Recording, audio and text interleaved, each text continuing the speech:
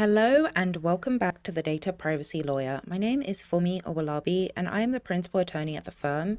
Today's review is going to be on some AI terms. We're going to look at the privacy provisions within this terms and conditions. I'm just going to hover over what the marketing solutions are. So it looks like the tool that's being provided by this company builds brand awareness, use powerful intent data to market with certainty.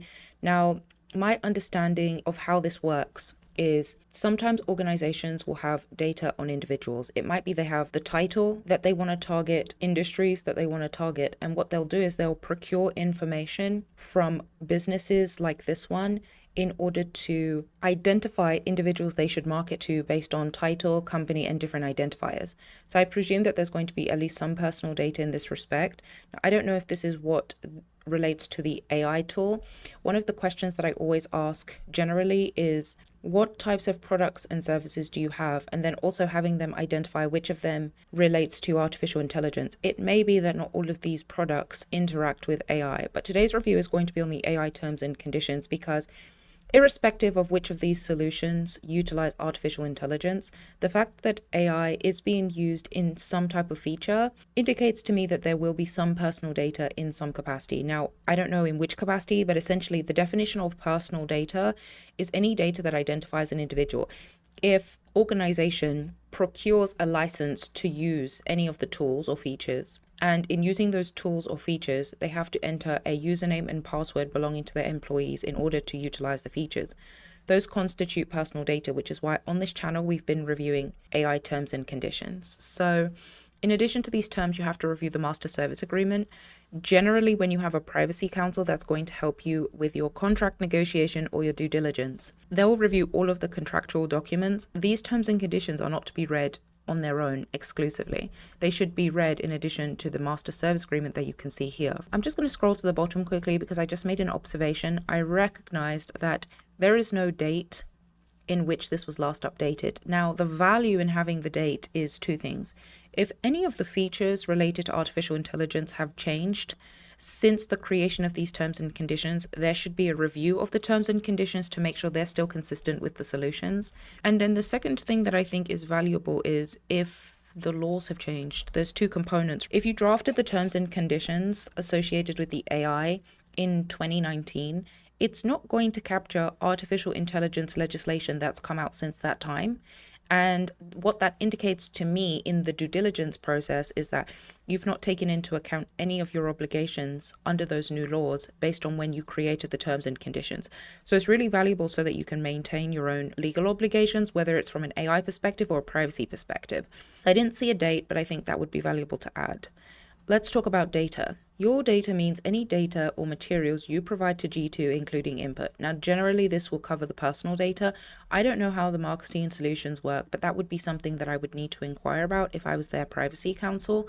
And when we think about data, it doesn't exclusively have to be personal data, but the reason it's valuable to look at it is because this is a very broad term. Any data could include personal data. Now, this definition in other AI terms and conditions that I've reviewed has included personal data. We don't have that listed here. So that is either a clarification that needs to be made if personal data is in scope, and then also making sure that it's consistent with any obligations where the marketing solutions are being offered. Every country has its own requirements under the data privacy laws.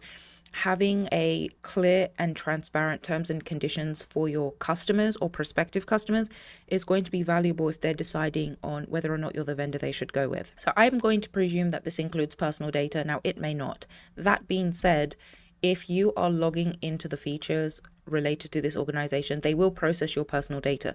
Now, that insight may be provided on the master service agreement and not in the AI terms and conditions. Each company is going to roll out their terms and conditions differently. I think it's valuable to have these definitions, and I think the definitions should be overly inclusive for customers who are doing due diligence that don't have legal counsel that are going to assist them in the negotiations. And surprisingly, that's a lot of organizations. They don't necessarily have the resources to have a legal counsel to review all of their contracts with suppliers. In this instance, G2 would be a supplier because they provide those marketing solutions that we reviewed at the beginning of this discussion. So I think some clarifications on what the data might be. I also think it would be valuable to make it clear if there is no personal data that is allowed to be imported, but I think they've put generic language here to cover any type of data. We focus at the firm on personal data. So if it is in fact that input data does not constitute personal data, then this would not be a section that needs editing. But I can only make opinions based on my review of the solutions, which I think is one of the things that's very important. If you have a privacy lawyer that you're working with, make sure that you're detailed about what the solutions offer and what the AI features consist of, the inputs or restrictions that you've placed on the algorithm on what is ingested by the AI features. That's really important because that will determine the drafting that is done for these terms and conditions, and also any questions that a customer might potentially have when you put a definition like this in the terms. As between G2 and you retain all rights in your data, and you grant G2 a non-exclusive royalty-free license to host, distribute, display, and otherwise use to provide the services or AI features, or as necessary to comply with applicable law. Now, the comment I have about this is there is a term in the data protection space. It's known as processing. Now, processing is any operation or set of operations on personal data. Now, the reason I highlighted this sentence is because I saw the word distribute. If the data that you're going to be inputting into the tool constitutes personal data, essentially by signing these terms, you're providing them a license to distribute and use the data to provide the services or AI features. Now, this is a very generic sentence. If I was negotiating this on a customer's behalf, I would ask for additional details on what the usage might consist of and what the distribution might consist of. And the reason is because of the definition of processing that I just gave you. They've said, or as necessary to comply with applicable law or to provide you the services. What does this entail? And is it going to be problematic for the customer from a risk perspective? What is the risk tolerance of the customer? So the reason I think it's valuable to look at terms and conditions, even though this is not a traditional privacy documentation, like we've reviewed the privacy notices, cookie notices, we've reviewed the cookie consent workflow, and essentially it's not a traditional privacy document, but it overlaps with privacy based on our review of the data. It references it. And in addition to this, as part of your privacy program, you're going to do contract negotiations. I've talked severally about the privacy notice that's displayed on websites. Sometimes you'll see this type of verbiage. It'll say, we may utilize third parties in order to provide a service to you.